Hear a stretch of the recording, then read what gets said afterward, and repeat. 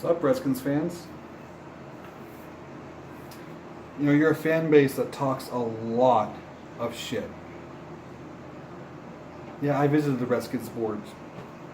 The official Extreme Skins, I think it's called. The official message boards of the Washington Redskins. And some of you were keeping it real. Others of you were talking that shit. Thinking that I only visited, and other Eagles fans, because we're scared. No, we're not scared.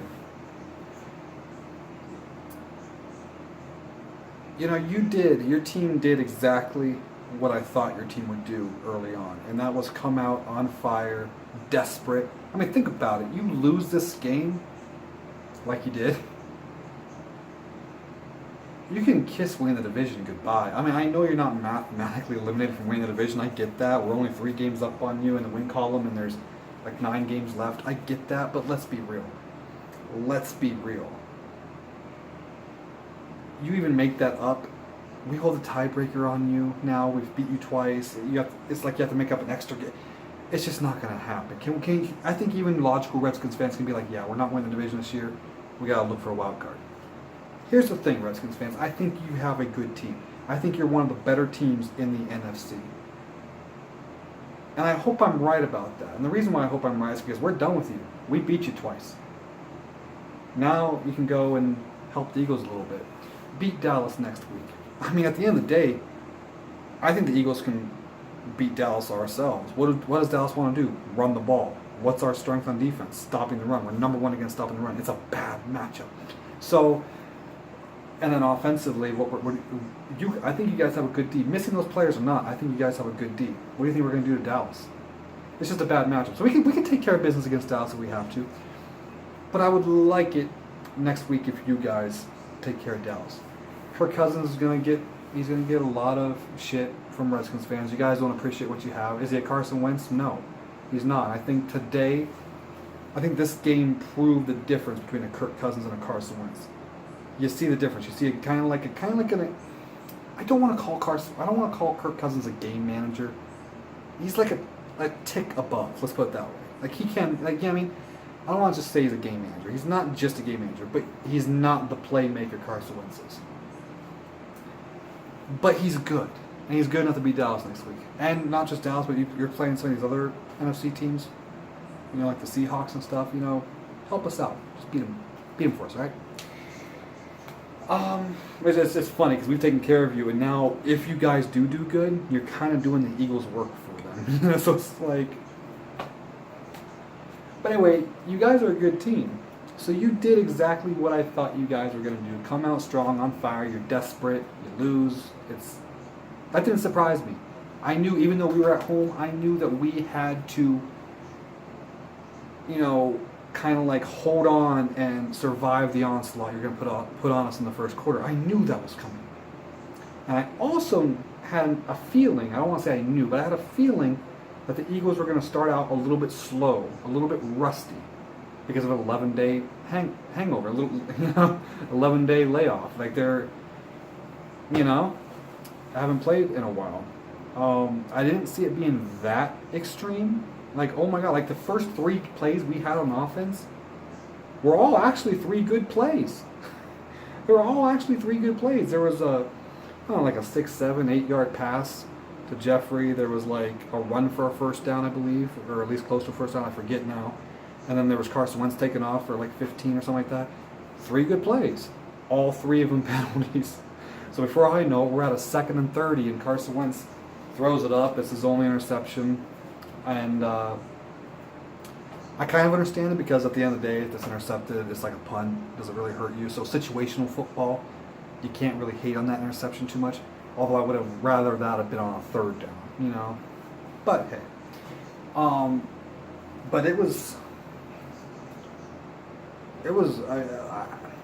I can only give the Redskins so much credit for how bad we looked offensively in the first quarter.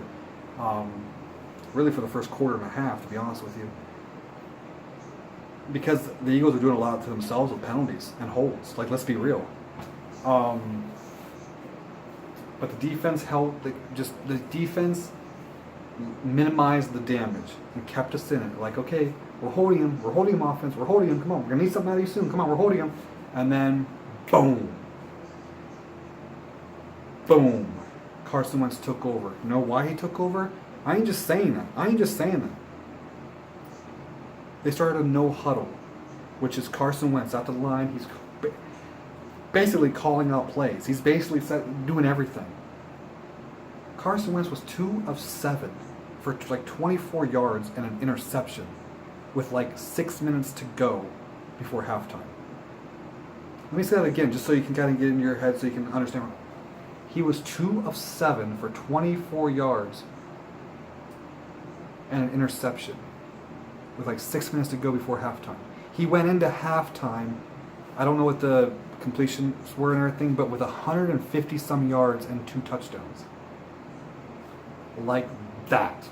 And then came out of halftime, right down the field. Carson Wentz, you know, all last year I was in it with Cowboys fans about who's better, Dak Prescott or Carson Wentz, and they gave it to me because statistically you couldn't say. It's not even about statistics anymore. Carson Wentz is leading Dak Prescott statistically. He is. It's not by a whole lot, I'll admit, but he is. But I don't even want to talk about statistics anymore.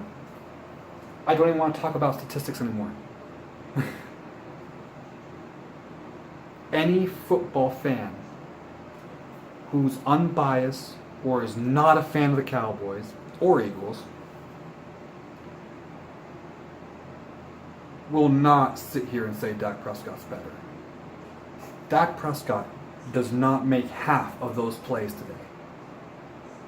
Carson Wentz was not just sitting back there all comfort and cozy, and I mean, rarely I'll see Dak Prescott kind of like escape from pressure and make a throw on the run. Every once in a while I'll see something like that. But for the most part, there's not people even sniffing him for the most part. There really isn't. And he sits there and he throws a wide open person. Do you see the pinpoint accuracy Carson Wentz throws? Do you see people all around him? He doesn't give like Carson Wentz. You throw out the damn statistics. You watch Carson Wentz play. It's not even close. And Skip Bayless said that he gets flustered. What was his numbers against the blitz tonight? They were pretty damn impressive. And yes, I'm too lazy to look them up. They put them on the screen there, I don't know, like around in the third quarter and everything. It was already impressive. Carson Wentz, and he surprises me. I'm one of his biggest advocates. And he surprises me again and again to where I'm just like, what the... There was a sack, or should have been a sack, where the whole line was like, it was basically like this, and Carson Wentz was inside there somewhere. And then, next thing you know, and this was my reaction during that play, okay? Come on. Get rid of it. Damn it! What happened? That was my reaction. I turned away. I was like, oh. And then I turned around and there's Carson Wentz like running down the middle of the field. I saw the replay and I was like, what?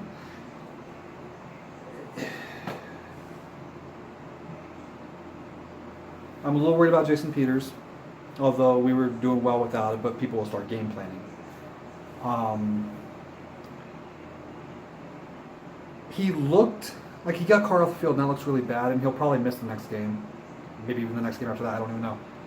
Does it look season-ending? I don't know, because he looked like he was like, you know, like all like this and everything in the cart, and like, you know, all that. He didn't look like in pain, so I don't know. Hicks, they fear that's a season-ending Achilles rupture or something like that. I hope that's not the case. Although, as high as I am on Hicks, as high as I am, very underrated player. He may, I'm not saying he's our third worst linebacker, but this season he may have been playing the third best, because Michael Kendricks and Bradham have been out of their mind, and we basically use 2 linebackers anyway, so it thins us out considerably, but we should still be good, and we're getting Darby back soon, so it's. You hope Robinson's okay. I know that he was but he was like kind of like stretching, so it might have just been like a cramp or something. I don't know. But it is what it is. I'm actually going to leave a post on the Redskins boards because what I've noticed with the Redskins moderators is they're pussies, man. They're pussies. You say one thing wrong or you criticize the Redskins at all if you're another team or anything, they ban you real quick. Well, I don't care if they ban me because we're done with them for the year. And next year I'll probably have a different IP by then and stuff and making it, it's whatever. So I'm going to leave a topic. That'll quickly get removed, but at least the moderators will read it. And we'll just be calling them out for how thin-skinned they are. So, Redskins fans,